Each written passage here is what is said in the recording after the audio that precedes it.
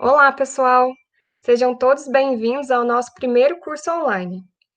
Para quem ainda não nos conhece, o NEMAC e NEPROM são núcleos de estudos da Universidade Federal de Lavras. O NEMAC é o núcleo de estudos em plantas medicinais, aromáticas e condimentares, e o NEPROM é o núcleo de estudos em produtos naturais. Nós somos um grupo de estudos composto por alunos de graduação das áreas de agronomia, biologia, nutrição e farmácia, atualmente, pois já tivemos alunos de outras áreas. E somos compostos também por pesquisadores, mestrandos e doutorandos do programa de pós-graduação em plantas medicinais, aromáticas e condimentares e do programa de pós-graduação em fitotecnia da Universidade Federal de Lavras.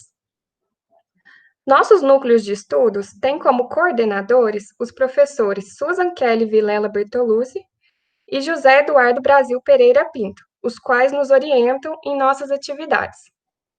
É um prazer enorme para nós poder compartilhar com vocês um pouco do nosso conhecimento sobre o preparo e uso de chás medicinais. Esperamos que vocês aproveitem bastante, pois preparamos tudo com muito carinho. Gostaríamos também de avisar que estamos sempre à disposição e que vocês podem entrar em contato com a gente pelo nosso e-mail, pelas redes sociais ou pelo nosso site. O curso hoje será ministrado por 3 de nossos membros, que irão se apresentar agora.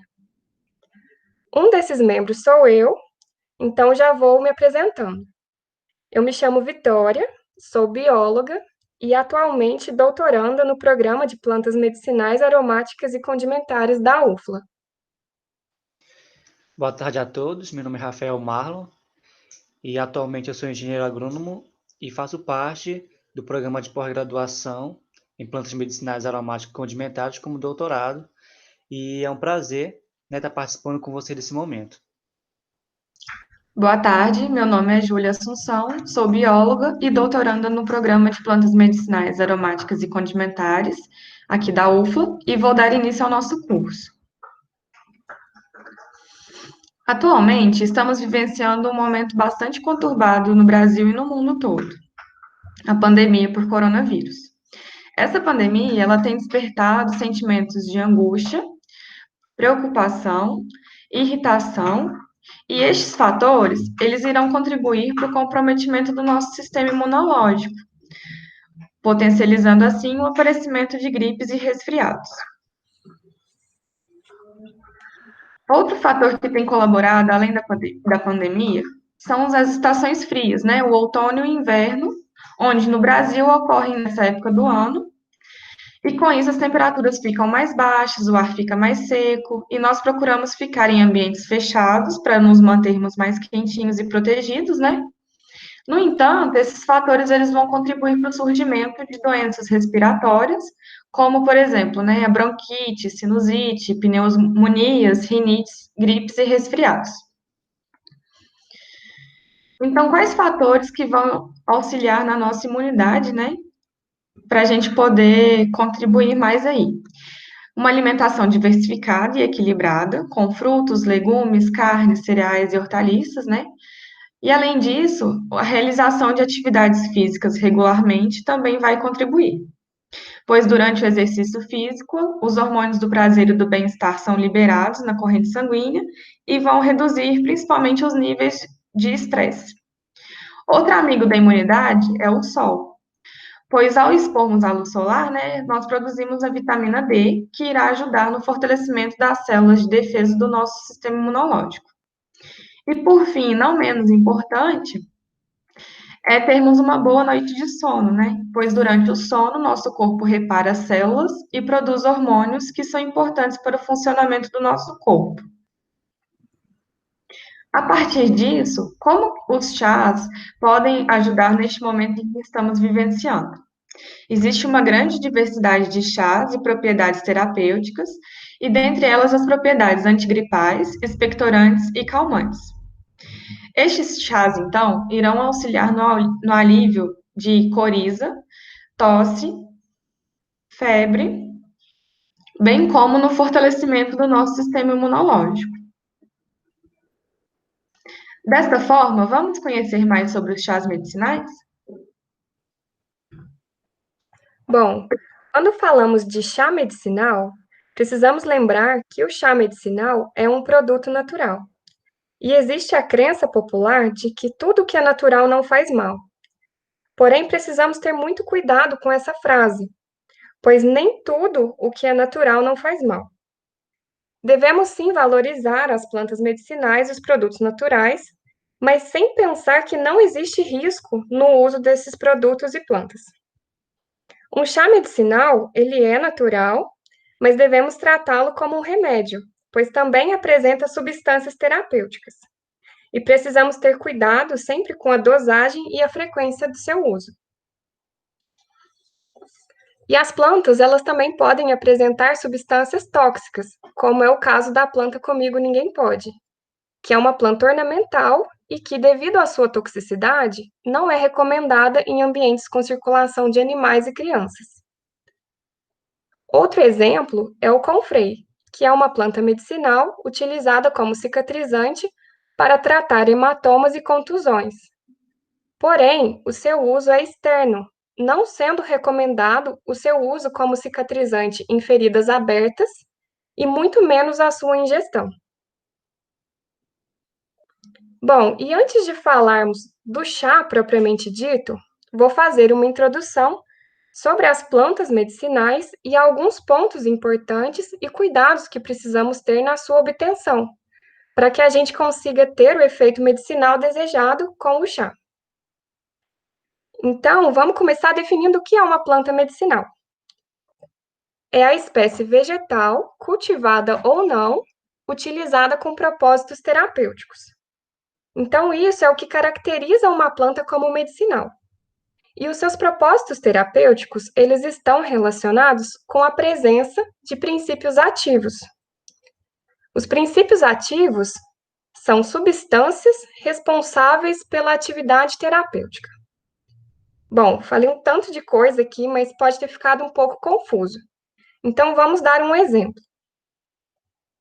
O guaco, a Micânia levigata, é uma planta medicinal, que tem como princípio ativo a cumarina, que é uma das substâncias químicas que está presente nas suas folhas, e que é responsável pela sua atividade terapêutica como expectorante, auxiliando na eliminação de secreções presentes na traqueia e ou brônquios. Bom, e agora que já sabemos da presença de substâncias terapêuticas nas plantas, precisamos saber que existem vários fatores que interferem no acúmulo dessas substâncias terapêuticas nas plantas.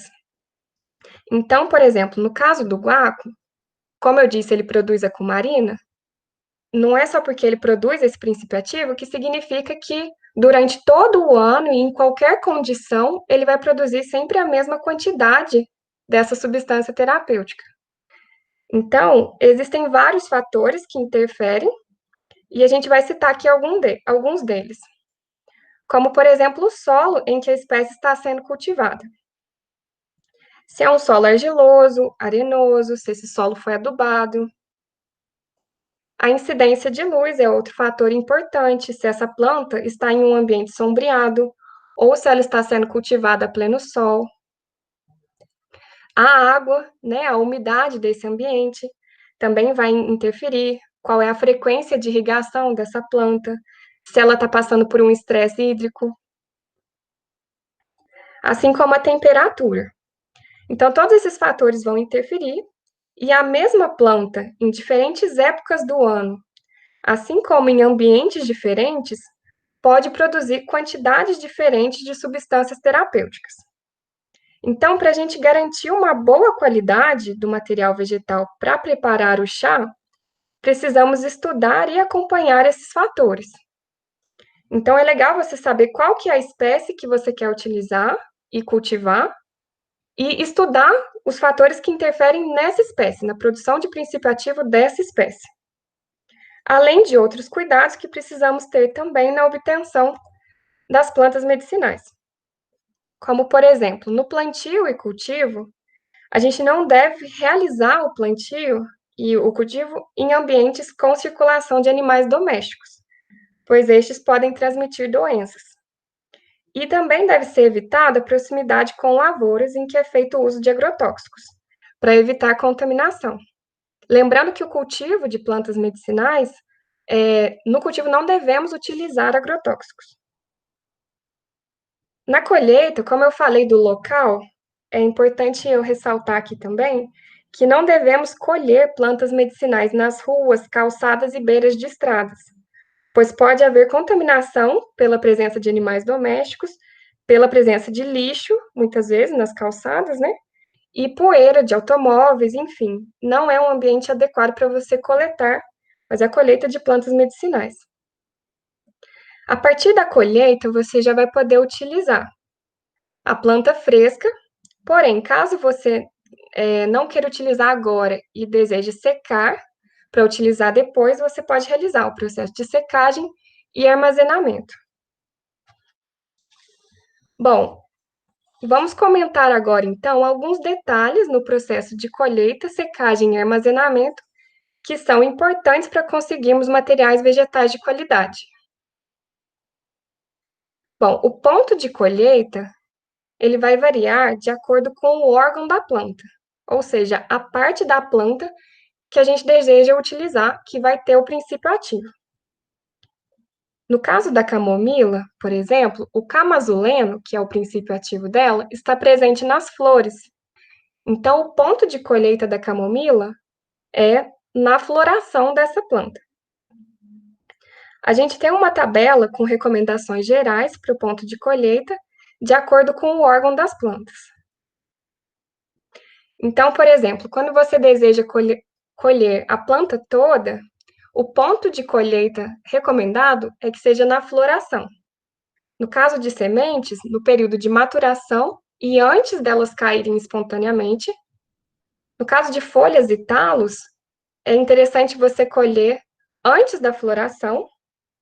E eu acho legal explicar o porquê disso, né? Que quando a planta entra no período de floração, ela vai usar mais energia para produzir flores, diminuindo a energia que ela teria nas folhas e nos talos para produzir princípio ativo.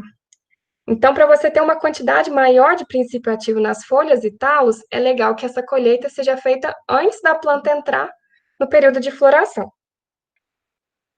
Bom, no caso das flores, né, o ponto de colheita seria no início da floração. Para os frutos, quando já estão na maturação. Raízes, rizomas e tubérculos, quando a planta está adulta. E as cascas e entrecascas, antes do florescimento. E só fazer uma ressalva aqui, essa foto que a gente colocou do alecrim é a Júlia colhendo o alecrim no horto de plantas medicinais. E nessa foto parece que é o alecrim que está florindo. Porém, não é o alecrim, é o manjericão que está atrás do alecrim. Tanto que você pode observar que a cor das folhas do alecrim é diferente da cor das folhas do manjericão, que está no fundo. Só para não ter confusão. Bom, e além do órgão da planta, tem outros fatores que também vão influenciar no ponto de colheita, como, por exemplo, o estágio de desenvolvimento da planta. Então, no caso da camomila, ela deve estar na fase de floração, no estágio reprodutivo. Já no caso de espécies perenes, ou seja, são plantas com ciclo de vida maior que 2 anos, pode ser que enquanto essas plantas estão ainda jovens, ela não produza uma quantidade significativa de princípio ativo, sendo necessário esperar que a planta entre em sua fase adulta para começar a colheita. Outro fator é a época do ano, como a gente comentou anteriormente, pela questão de incidência de luz, temperatura, essas características climáticas, que pode variar o ponto da colheita. E também a hora do dia, como, por exemplo, os óleos essenciais concentram-se mais no período da manhã. Então, quando você for colher plantas aromáticas, é interessante que essa colheita seja feita no período do dia, né, durante a manhã. Após a colheita, podemos realizar a secagem das plantas para que possamos guardar esse material vegetal para utilizar depois. E precisamos ter alguns cuidados para manter a qualidade do material vegetal, como, por exemplo, não lavar as plantas na hora que for realizar a secagem. Então, porque o excesso de água, ele vai atrapalhar a secagem e pode provocar degradação por meio da ação de enzimas e favorecendo a proliferação de micro-organismos. Então, se as folhas estiverem empoeiradas ou sujas, uma opção é jogar a água na planta no dia anterior à colheita, para que a planta fique limpa e não haja um excesso de água no momento da colheita, porque vai ter um período aí para essa água evaporar e a planta secar até o momento da colheita. Outro ponto importante é separar espécies diferentes. Isso aí por dois fatores. Não é legal misturar diferentes espécies. Um ponto importante é porque, no caso de espécies aromáticas, você pode acabar contaminando uma planta com o odor de outra planta. E outro fator é no caso de você misturar muitas espécies na hora de secar e acabar indo o material de uma misturando com o da outra, e depois você não vai conseguir separar, e na hora de preparar o chá, ter ali uma mistura de plantas, e isso não vai ser interessante com relação à atividade terapêutica que você está buscando. Então é mais fácil, você já separa ali uma planta da outra, né, para você ter os materiais com a espécie correta. Bom, evitar a incidência, desculpa, de raios solares, e então isso é importante que seja evitado tanto no processo de transporte desse material vegetal, a partir da colheita até o local onde você vai realizar a secagem. Então, eu coloquei essa foto aí dessa cesta, que, por exemplo, quando você for fazer o transporte, é legal você cobrir essa cestinha com um pano, que já vai evitar a incidência de raios solares no material vegetal. E evitar também a incidência de raios solares durante a secagem, com exceção para as raízes que podem ficar expostas aos raios solares por algum tempo. Bom, é importante também, durante a secagem, você eliminar os materiais estranhos e partes da planta que estejam em condições indesejáveis. Então, o que são materiais estranhos? São pedras, insetos, a sujeira, né, a poeira, enfim, ovinho de inseto, tudo que assim, não seja a planta que você quer utilizar, vai ser um material estranho. Então, por exemplo, plantas de outra espécie, né, isso são materiais estranhos. E partes em condições indesejáveis por exemplo, eu vou colher as folhas. As folhas que eu vou selecionar na secagem são folhas que não estão doentes, folhas que não estão danificadas, ou folhas que não estão mais velhas e já amareladas, né? Então, essas folhas, nessa condição indesejável, são eliminadas. Eu vou selecionar as folhas que estão em boa qualidade para fazer a secagem e depois utilizar, né? Armazenar e utilizar. Uma dica, no caso de raízes volumosas, é você cortar essas raízes em pedaços ou fatias para facilitar a secagem, né? Você vai acelerar a evaporação da água e auxiliando também assim, no fato de evitar a degradação desse material vegetal pelo excesso de água nessas raízes volumosas. Então, quando você corta, você aumenta a superfície de exposição desse material e a água vai conseguir evaporar mais fácil. E conservar as folhas em seus talos. Então, assim, por mais que a parte que você quer utilizar sejam as folhas, quando você mantém ela nos talos, isso ajuda a preservar a qualidade desse material, das folhas, previne danificações e facilita o manuseio. E sem contar que durante o processo de secagem ainda pode acontecer das folhas já irem se desprendendo do talo. Bom, nós vamos ensinar aqui agora uma forma simples para você realizar a secagem em casa. Lembrando que existem outras formas de secagem e que essa é uma opção que a gente escolheu por ser bem simples e eficiente. Bom, após colher o ramo, com folhas, né, e ou flores, você vai amarrar esses ramos e, em seguida, colocar parte deles dentro de um saco de papel ou saco de pão. Lembrando de deixar a ponta dos talos para fora do saco. Por quê? Porque se eu jogar a planta inteira dentro do saco e fechar, eu vou estar mantendo a umidade ali dentro. Então, por mais que a água evapore, ela vai estar dentro do saco e vai dificultar a secagem, ainda pode provocar aquele processo de degradação do material pelo excesso de água. Então, colocando a ponta do talo para fora do saco, você vai favorecer a evaporação da água e, com isso, a planta vai perdendo a umidade. E, por fim, né, a gente vai deixar esse saco com as plantas pendurado em um varal, em um ambiente que seja bastante arejado e, de preferência, sem a incidência direta de sol, de raios solares. E uma coisa que é legal comentar é que o saco de pão ele vai ajudar a reter as folhas ou as flores, né, que vão caindo conforme vão secando e se desprendendo do talo. Então, eu já vi pessoas secando sem o saco por fora, porém pode ocorrer essa perda de material, né, conforme vai secando. Então, colocar o saco por fora é legal também por isso, além de proteger esse material da poeira, do que estiver passando em volta ali nesse ambiente. E quanto tempo esse material vai ficar secando? Isso vai depender do ambiente em que você vai deixar esse material durante o processo de secagem.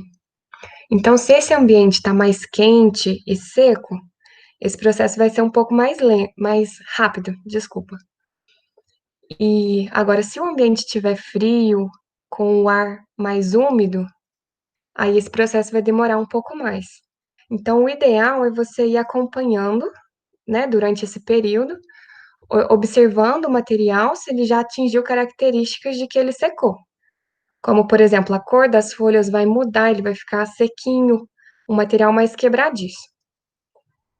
Bom, e quando secamos a planta, ocorre a evaporação da água, reduzindo seu peso. E essa redução pode variar de acordo com a espécie e com a parte da planta que estamos secando. Então, essa tabela traz aqui alguns exemplos, né, que mostra a variação da redução de peso de acordo com a parte da planta que foi realizada a secagem. Então, por exemplo, no caso de folhas, dependendo da espécie, aí, houve uma variação na redução de peso de 20 até 75%. No caso de cascas, de 40 até 75%. No caso das raízes, pode ter uma redução de 25 até 80% de redução no peso. Flores em geral, de 15 a 80% de redução no peso. E um exemplo aqui no caso da flor da camomila, a redução no seu peso é de cerca de 66%. Né? Então, a gente vê que tem diferentes proporções, né? Quantidade de água em cada tipo de planta, em cada espécie, em cada parte da planta. Vou fazer agora uma experiência com vocês. O que vocês acham que vai acontecer com a quantidade de princípio ativo no material vegetal após a secagem? Então, vamos lá. A quantidade de princípio ativo, ela é maior na planta fresca, antes da gente realizar a secagem? Ou, opção 2, a quantidade de princípio ativo, ela vai aumentar na planta seca, após o processo de secagem? Ou a opção 3, a quantidade de princípio ativo permanece a mesma. Então, tanto enquanto a planta está fresca, quanto após a secagem, quando ela já vai estar seca, né? A quantidade de princípio ativo não se altera. O que vocês acham? Né? Enquanto vocês vão pensando, eu vou continuando aqui a explicação. Gente, eu só gostaria, antes de começar a explicação, deixar bem claro aqui que os valores que eu vou apresentar agora são valores que eu inventei da minha cabeça, só para ajudar a explicar o que acontece no processo de secagem. Então, eu não pesei as plantas, eu não quantifiquei o princípio ativo nesse material vegetal, não são valores reais, eu só vou utilizar esses valores para explicar o que acontece. Então, vamos lá. Nesse caso, vamos dizer aí que eu colhi a planta fresca e quando eu pesei eu tinha 5 gramas de planta fresca e após o processo de secagem eu pesei de novo e eu tenho agora 2,5 gramas da planta seca. Então, se eu tinha 1 grama de princípio ativo em 5 gramas da planta fresca, após a água evaporar na secagem, eu vou conservar o princípio ativo, mantendo 1 grama de princípio ativo, só que agora em 2,5 gramas de planta seca. Ou seja, em um peso menor, porque eu perdi a água durante a secagem. Mas o ideal é que na secagem a gente conserve o princípio ativo. Então, o que pode acontecer? Pode acontecer de no processo de secagem eu não conseguir conservar muito bem o princípio ativo, como, por exemplo, no caso de um princípio ativo que é volátil, que evapora quando eu aumento muito a temperatura, né? Eu posso acabar perdendo esse princípio ativo. Então, temperaturas muito elevadas também não são interessantes no processo de secagem, principalmente de plantas aromáticas. A gente considera assim temperatura abaixo de 40 graus Celsius uma temperatura que é interessante, é legal para secar plantas aromáticas. Então, quais respostas que eu considerei corretas aqui? No caso da resposta 1, a quantidade de princípio ativo seria maior na planta fresca, isso no caso de eu realizar um processo de secagem que não foi muito legal e eu acabei perdendo uma parte do princípio ativo pela evaporação ou pela degradação pelo excesso de temperatura. Ou a opção 3 vai permanecer a mesma quantidade de princípio ativo, tanto na planta fresca quanto na planta seca, se eu realizei aí um processo de secagem muito bom e eu consegui conservar todo o princípio ativo que tem nesse material vegetal. Então, vamos considerar que eu consegui conservar o princípio ativo, né, para continuar a minha explicação. Fiz uma secagem muito boa. Então, o que é importante a gente ressaltar nesse caso?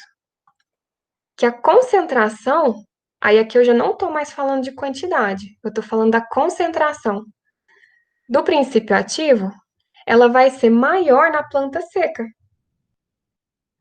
Então, se eu mantenho a quantidade de princípio ativo, mas eu reduzi o peso com a secagem, porque as folhas perderam água, então em cada grama de material vegetal eu vou ter mais princípio ativo após a secagem. Vocês concordam comigo?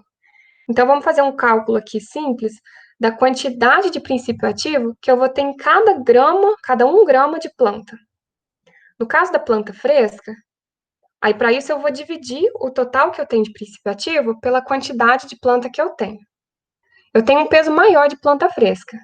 Então, após eu dividir 1 grama de princípio ativo pelo total de planta que eu tenho, que é 5 gramas de planta fresca, eu tenho uma concentração de 0,2 gramas de princípio ativo em cada 1 grama de planta.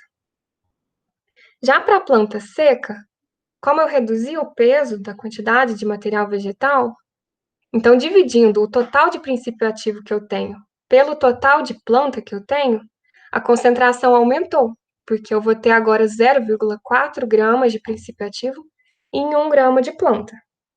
Então é por isso que quando a gente utiliza a planta seca para preparar o chá, a gente precisa ter o cuidado de usar uma quantidade menor de material vegetal.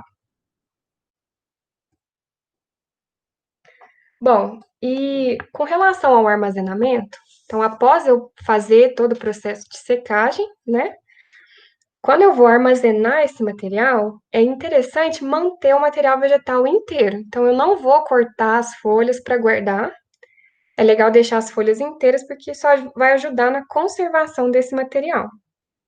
Eu sei que quando você for preparar o chá, é legal você cortar a folha, mas deixa para fazer isso quando for preparar o chá.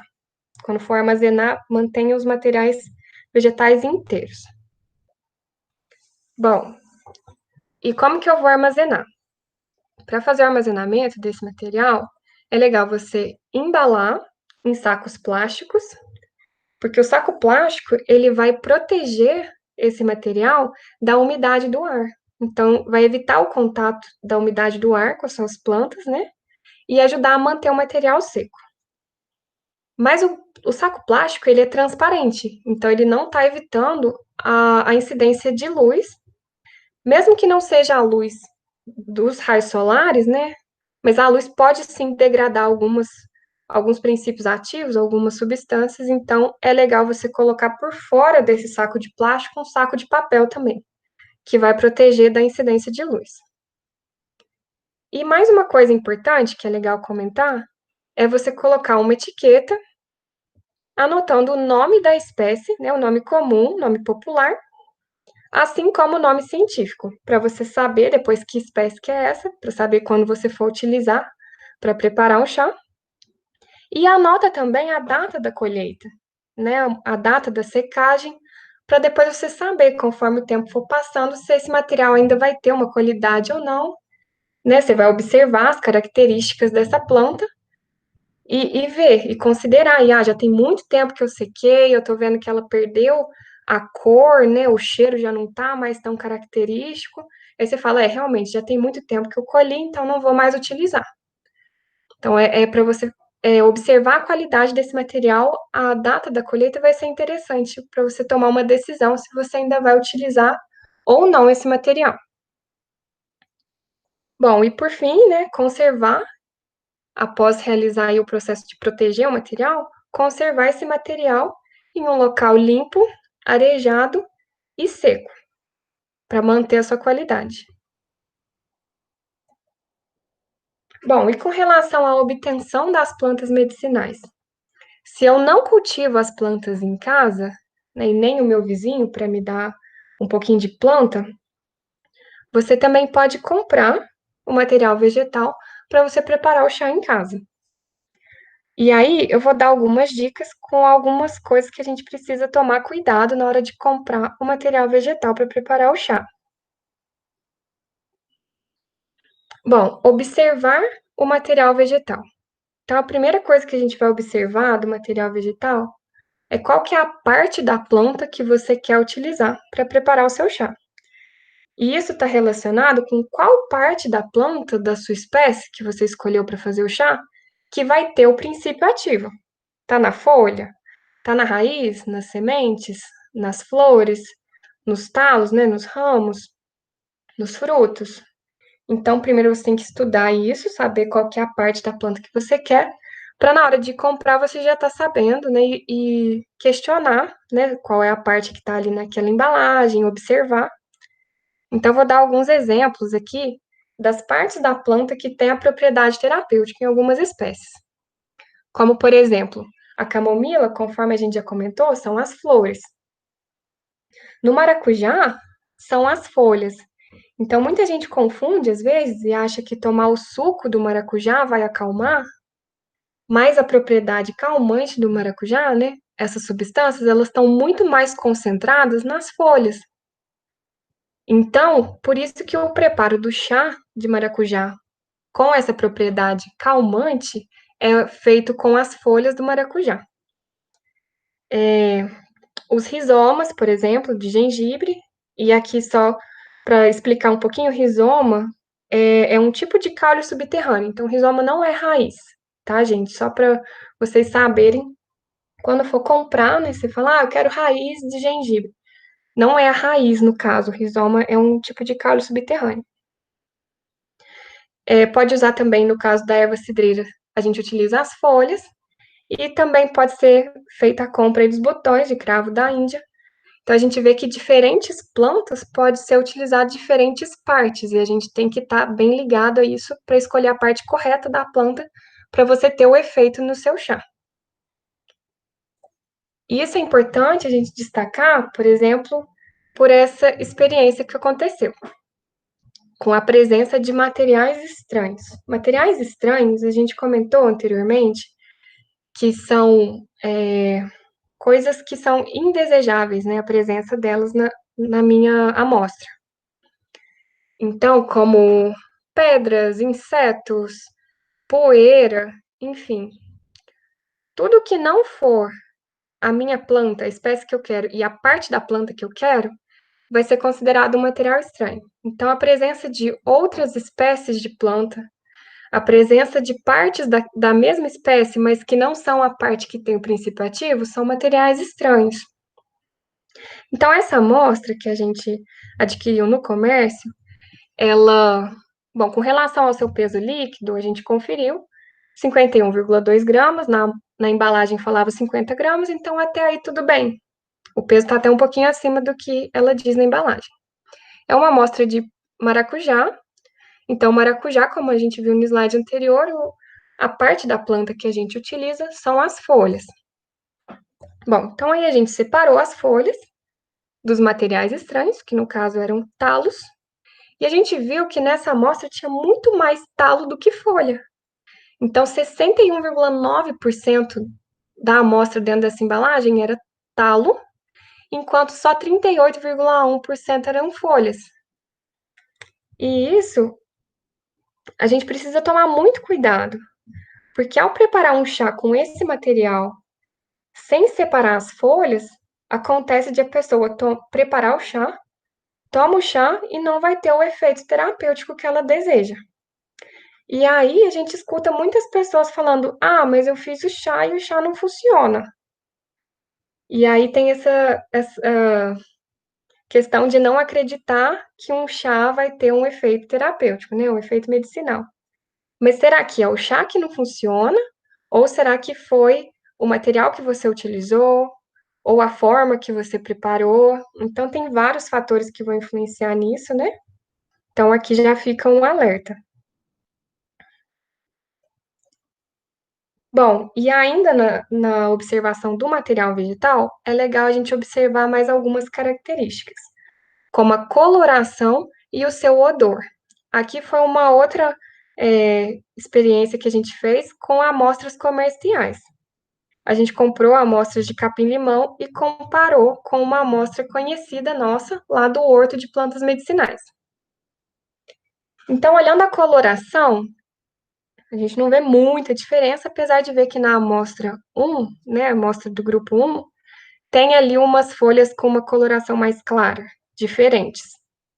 E quando a gente foi sentir o odor dessas plantas, na amostra do grupo 1, o odor não era o odor característico do capim-limão. Então, o que pode ter acontecido ali? Provavelmente tinha presença de plantas de outra espécie, algum outro capim, que não era capim-limão.